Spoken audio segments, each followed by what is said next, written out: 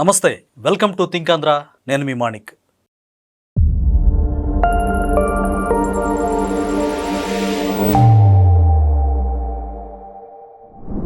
గత వైసీపీ ప్రభుత్వంలో దళితులపైన దాడులు ఎంత దారుణంగా జరిగాయో ప్రత్యేకంగా చెప్పనక్కర్లేదు, అందరికీ తెలిసిన అంశమే. అయితే ఎక్కడైనా శవాలు కావచ్చు, లేకపోతే కులాలు కావచ్చు, మతాలు కావచ్చు, ఇదే స్టాండ్ తోటి వైసీపీ నేతలు ఇంకా ఏం మారకుండా ఏకంగా జగన్మోహన్ రెడ్డి గారి సాక్షి పేపర్లో కులాలను రెచ్చగొట్టే విధంగా వ్యాఖ్యలు చేశారు, బ్యానర్ వార్త రాశారు. ఆ వార్త ఏంటి అంటే, మేము కమ్మోళ్ళం, నువ్వు మాలదానివి, ఎవడికి చెప్పుకుంటావో చెప్పుకోపో, ప్రభుత్వం మాది, నువ్వు మమ్మల్ని ఏమీ చేయలేవని ఒక అంగన్వాడీ కార్యకర్తను, ఒక కమ్మ సామాజిక వర్గానికి చెందిన టీడీపీ నేత ఆమెని లైంగికంగా వేధించారంటూ వార్త రాశారు. నిజంగా ఇలాంటి వాటికి కులాలను ఆపాదించవచ్చా? అసలు ఒక వ్యక్తి తప్పు చేస్తే ఆ వ్యక్తిని చట్ట ప్రకారం శిక్షించాలని మీడియా పేర్కొనాలి, ఆ బాధితుల పక్షాన గళం విప్పాలి. కానీ ఒక కులాన్ని రాయడం, అన్ని కులాల్లో మంచి చెడు ఉంటుంది, కానీ ఒక కులాన్ని టార్గెట్ చేసి జగన్మోహన్ రెడ్డి గారు ఈ విధమైన వార్తలు రాయించడం వెనక ఉద్దేశం ఏంటో మనం తెలుసుకునే ప్రయత్నం చేద్దాం. మనతో పాటు ఉన్నారు సీనియర్ జర్నలిస్ట్ డివి శ్రీనివాస్ గారు. వారిని అడిగి పూర్తి విషయాలు తెలుసుకునే ప్రయత్నం చేద్దాం. సార్ నమస్కారం. నమస్తే సార్, సత్తెనపల్లి నియోజకవర్గంలో ఒక అంగన్వాడీ కార్యకర్త సెల్ఫీ వీడియో తీశారు. తనని ఒక టీడీపీ నేత లైంగికంగా వేధిస్తున్నారంటూ చాలా రోధించారు. అయితే దాని పట్ల ప్రభుత్వం యాక్షన్ తీసుకోవడానికి కూడా సిద్ధంగా ఉంది. అయితే సాక్షిలో వైసీపీ వెంటనే ఏం చేసిందనంటే, మేము కమ్మోళ్ళం అంటూ ఒక కులాన్ని ఆపాదించి తను దళితురాలు, ఎస్సీ మాల సామాజిక వర్గం అని చెప్పేసి రాశారు. ఈ విధమైన కులాలను రెచ్చగొట్టేటువంటి వ్యాఖ్యలు అంటే సాక్షిలో ఇలాంటి కథనాలు రాయడాన్ని మనం ఎలా అర్థం చేసుకోవాలి? సాక్షి మీడియాలో ఇంకా ఆ మారని ఆ వైనాన్ని మనం ఏ విధంగా అర్థం చేసుకోవాలి? అంటే జగన్మోహన్ రెడ్డి కావచ్చు, ఆయన మీడియా కావచ్చు, వాళ్ళకి ఏంటంటే కుల చిచ్చు, మత విద్వేషాలు రెండు కళ్ళు.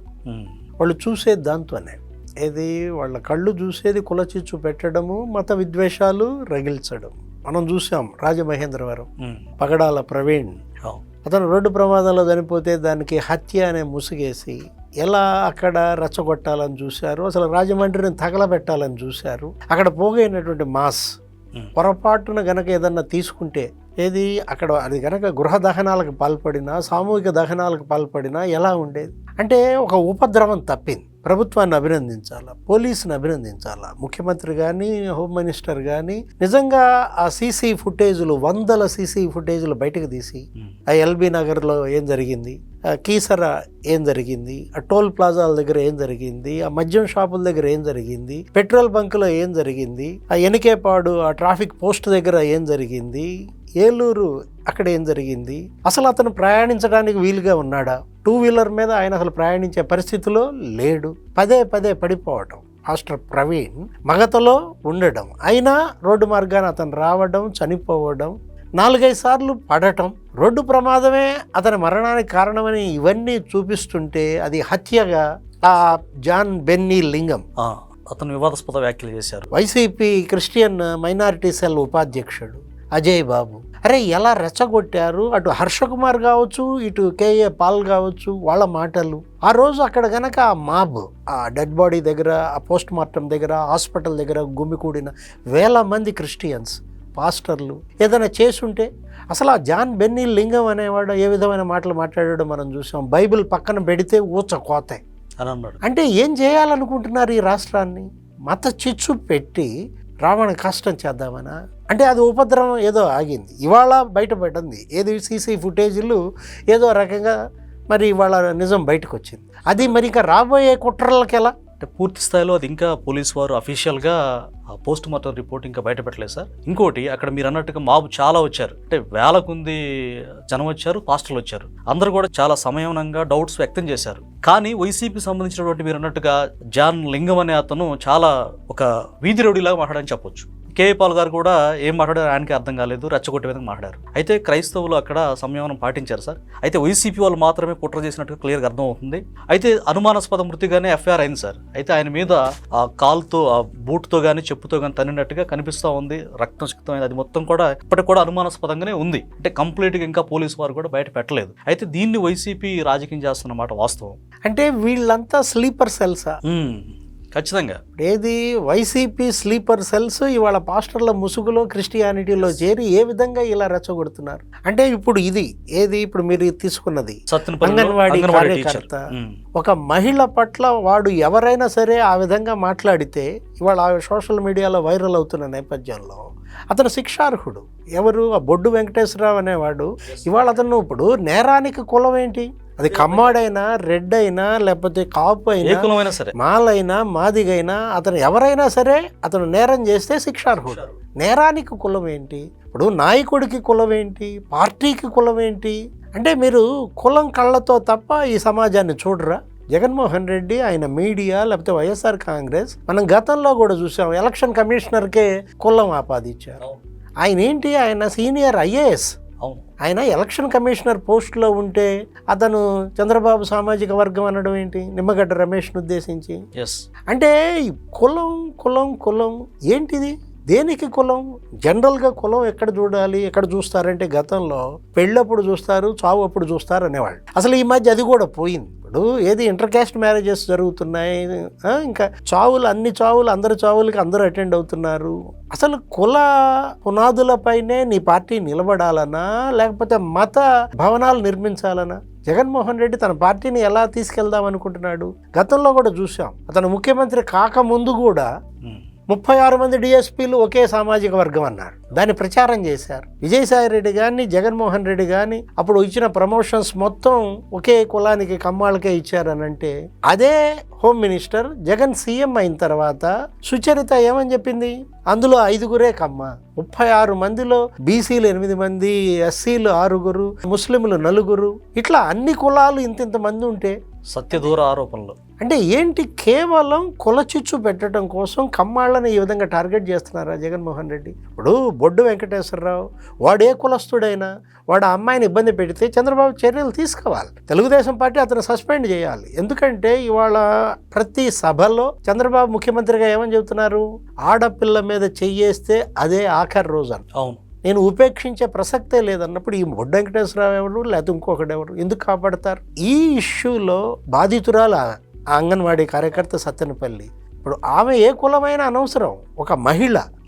ఒక మహిళను ఆ విధంగా అతను మరి ప్రలోభ పెట్టడం, ఆమెను వేధించటం, లైంగిక వేధింపులకు గురి చేయడం, అది ఏ కులమైనా సరే వాడు శిక్షార్హుడు. అంతే తప్ప ఇక్కడ పార్టీ రక్షించేదేముంటుంది? ఇప్పుడు మంచి అన్నది మాల అయితే మాల నేనవుతా అన్నాడు. ఎవరు? గురజాడ అప్పారావు. అంటే అసలు ఏం నేర్చుకున్నాం మనం? మంచి అనేది మాల అయితే మాల నేనవుతా అన్నాడు. అంటే ఇప్పుడు చంద్రబాబు మనం చూసాం, ఆయన నేనే పెదమాదిగా అన్నాడు. అవును, అసలు అతని పేరు చంద్రబాబు పెదమాదిగానే అయిపోయింది. అవును, చెప్పులు కుట్టాడు, ఆయన డప్పు కొట్టాడు సార్. ఇప్పుడు మాదిగల యొక్క దీనికోసం, అభ్యున్నతి కోసం దండోరా ఉద్యమానికి ఆయన మద్దతు ప్రకటించడమే కాదు, ఆయన ఉమ్మడి రాష్ట్ర సీఎంగా ఉన్నప్పుడే రిజర్వేషన్స్ అమలు చేసి ఏబిసిడి వర్గీకరణ చేసి దగ్గర 25,000 మంది మాదిగలుగా దానివల్ల లబ్ధి జరిగింది. అటు ఉద్యోగాల్లో, ఇటు చదువులో, తర్వాత కోర్టులకు వెళ్ళి ఆపారు. ఇక్కడ పేదరికం చూడాలి తప్ప ఇక్కడ మాదిగా ఏంటిది? ఇది కాదు కదా. ఇప్పుడు పేదరికంలో దుర్భరంగా మాలలున్నా వాళ్ళకి అన్యాయం జరిగితే ఆదుకోవాలి, పైకి తీసుకురావాలి. దుర్భర దారిద్ర్యంలో మాదిగలుండి వాళ్ళకి చదువు దూరమై, ఉపాధి దూరమై, ప్రభుత్వ ఉద్యోగాల్లో వెనకబడిన నేపథ్యంలో వాళ్ళకి రిజర్వేషన్లు ఇవ్వడంలో తప్పేముంది సార్? ఇక్కడ ఒక సీఎం చేసిన వ్యక్తి ఒక అనాగరికుల్లాగా ఈ కులాలు, మతాలు, ఇంకా అమాయకులను, ప్రజలను రెచ్చగొట్టే విధంగా ఒక ఆయన హుందాతనానికి తగ్గట్టు కాకుండా ఇంత దిగజారుడుగా దళితుల మీద ఏదో ప్రేమ ఉన్నట్టు గతంలో దళితుల మీద ఓచుకోత కోసారు అదే జగన్మోహన్ రెడ్డి గారు. కానీ ఆయన ఈ విధంగా దిగజారడాన్ని మనం ఏ విధంగా అర్థం చేసుకోవాలి సార్? డాక్టర్ సుధాకర్ ఏంటి ఆయన చేసిన నేరం? విశాఖపట్నంలో అతను దళిత మేధావి. మామూలుగానే నీకు అప్పట్లో అసలు ఈ వైద్య వృత్తిలోకి వచ్చిన వాళ్ళు చాలా అరుదు. ఎంత సేవ చేశాడు ఆయన విశాఖ ఏజెన్సీ ప్రాంతంలో. మాస్కులు అడిగితే తప్పేంటి? ఆయన్ని పెడరెక్కలు విరిచికట్టి నడి రోడ్డు మీద లాఠీలతో చితకబాది ఆయన్ని చనిపోయేటట్టు చేశారే. డాక్టర్ అచ్చెన్న, వెటర్నరీ డాక్టర్, కడపలో నరికి చంపారే. అరే ఎవరు? ఆ కిరణ్ ఎవరు? లేకపోతే ఆ శ్రీకాంత్ ఎవరు? వరప్రసాద్ ఎవరు? శిరోముండనాలు చేస్తారా? చంపేస్తారా? దోమతోటి విక్రమ్ పోలీస్ స్టేషన్కి వచ్చి సంతకం పెడితే పోలీసులే సమాచారం వాళ్ళకి ఇస్తారా? హంతకులకు చంపేస్తారా?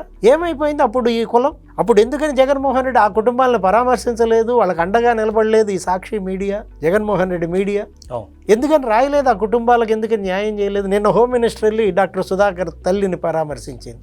కావేరీ బాయ్ అనిత వెళ్ళి వాళ్ళ ఇంటికి వెళ్ళి ఆమె ఏదో తను వచ్చి కలుస్తానంటే మీరు నన్ను వచ్చి కలవటం ఏంటమ్మా, నేనే మీ ఇంటికి వస్తానని ఆడబిడ్డలాగా స్పందించారు. హోమ్ మినిస్టర్ వాళ్ళ ఇంటికి వెళ్ళి ఆమెకి ధైర్యం చెప్పి, అంటే ఇవాళ ఈ చిచ్చు పెట్టి రాష్ట్రాన్ని రావణ కాష్టం చేద్దామనా? ఇప్పుడు సత్తెనపల్లిలో అంగన్వాడీ కార్యకర్తగా జరిగింది అన్యాయం, ఆమెను వేధించినాడు, శిక్షింపబడాలా, అది ప్రభుత్వం చూసుకుంటుంది. దాన్ని అడ్డం పెట్టుకుని అసలు ఆ హెడ్డింగ్లు ఏంటి, మాలేంటి, కమ్మేంటి? ఇప్పుడు నేరానికి కులం ఏంటి? అదే కదా సార్ మెయిన్. కులం కూడు పెడుతుందా? గుణం చూడాలి కానీ అంటారు. జనం ఏంటంటే జగన్మోహన్ రెడ్డికి కులమే కూడు పెట్టుద్ది అనమాట. కూడంటే అతనికి ఏంటి? అవినీతి. ఇవాళ లక్షల కోట్ల అవినీతి కుంభకోణాలకు పాల్పడినా జగన్ దాహార్తి తీరలేదా? దళితుల రక్తపు కూడు తిన్నా దాహార్తి తీరలేదు అనుకోండి సార్. ఇంకా ఇప్పుడు కులం జగన్కి కూడ, కుల చిచ్చుయే జగన్కి కూడుగా కనపడుతోంది, మత విద్వేషమే జగన్కి కూడు పెడుతున్నట్టుగా కనపడుతోంది. అంటే నీ కూడు కోసం కులాల మధ్య ఎందుకు ఇలా చిచ్చు పెట్టాలనుకుంటున్నావు, మతాల మధ్య ఇలా విద్వేషాలు పెంచాలనుకుంటున్నావు? చరిత్ర క్షమించదు. తను జగన్మోహన్ రెడ్డి జాతి ద్రోహిగా ప్రజలు ప్రకటించే రోజు త్వరలోనే ఉందన్నమాట. అంటే ఈ కుల రాజకీయాలతోటి, ఇలాంటి రాతలతోటి మరలా ఎలాగైనా సరే నేను అధికారాన్ని చేపట్టాలన్న ఏకైక లక్ష్యంగా ఆయన కనపడతా ఉంది. ఇది ఆయన సక్సీడ్ అయ్యి మళ్ళా ముఖ్యమంత్రి అయ్యే ఛాన్స్ ఉందంటారా? ప్రజలంతా తెలివి తక్కువ వాళ్ళు కాదు, ఇవాళ ప్రజలు విఘ్నులు అనమాట. మనం నిన్న రాజమహేంద్రవరం ఇన్సిడెంటే చూసాం కదా, వాళ్ళు రెచ్చగొట్టాలని చూసినా మీరే అన్నారు క్రైస్తవులంతా చాలా సంయమనం పాటించారు అని. అంటే ఎవరు ఇక్కడ విఘ్నత కలిపిన వాళ్ళు? ఇప్పుడు రాక్షస ప్రవృత్తితో వీళ్ళంతా యజ్ఞంగా ఇక్కడ అభివృద్ధిని చెడగొట్టాలని చూసినా, అభివృద్ధి యజ్ఞం జరుగుతోంది, ఒక సంక్షేమం అనే యజ్ఞం జరుగుతున్నప్పుడు వీళ్ళు రక్తం జల్లాలనో ఎముకలు వేయాలనో ఆ యజ్ఞాన్ని భగ్నం చేయటం ఇవాళది కాదు, అనాదిగా జరుగుతున్నదే. కానీ ప్రజలు తెలివైన వాళ్ళు. ఏది ప్రజలు ఎవరిటుంటాళ్ళు ఏంటి? అందుకే కదా ఇవాళ 151 సీట్ల నుంచి 11 సీట్లకి వీళ్ళని పతనం చేసింది. అయినా బుద్ధులు మార్చుకోకపోతే. ఒక రకంగా పాస్టర్ గారి సతీమణి జెసికా పగడాల్ గారు ఎవరైతే ఉన్నారో ఆవిడ కూడా ఒకంత అసహనంగా బాధపడి నా భర్త చావుని రాజకీయం చేయొద్దని కూడా రిక్వెస్ట్ చేశారు. అయినప్పటికీ కూడా వైసీపీ ఈ రాజకీయాలను శవాలను అడ్డు పెట్టుకుని చేయడం మానట్లేదు. మనం ఏ విధంగా అర్థం చేసుకోవాలి? అంటే జెసికా ఇచ్చిన వీడియో సందేశం, ప్రభుత్వం పైన తనకు నమ్మకం ఉంది, జరుగుతున్న దర్యాప్తు పట్ల విశ్వాసం ఉంది, మీరు దయచేసి దీనిలో రాజకీయాలు తేవద్దండి. అవును, జెసికాయే కాదు, ప్రవీణ్ సోదరుడు కిరణ్ చాలా హుందాతనంగా మాట్లాడారు. అంటే జెసికా చెంప దెబ్బ కొట్టింది, కిరణ్ చాట దెబ్బ కొట్టాడు. అంటే ఇట్లా దెబ్బ మీద దెబ్బలు కొడుతున్నా వీళ్ళలో మార్పు రావట్లేదా? అంటే వాళ్ళ మనిషికో మాట, పశువుకో దెబ్బ అన్నారు. మరి వాళ్ళే ఆలోచించుకోవాలి, ఏది వాళ్ళు మనుషుల, పశువుల, రాక్షసుల? ప్రజలు నిర్ణయించారు ఆల్రెడీ వాళ్ళు ఏ జాతి అనేది. Thank you sir. నమస్తే.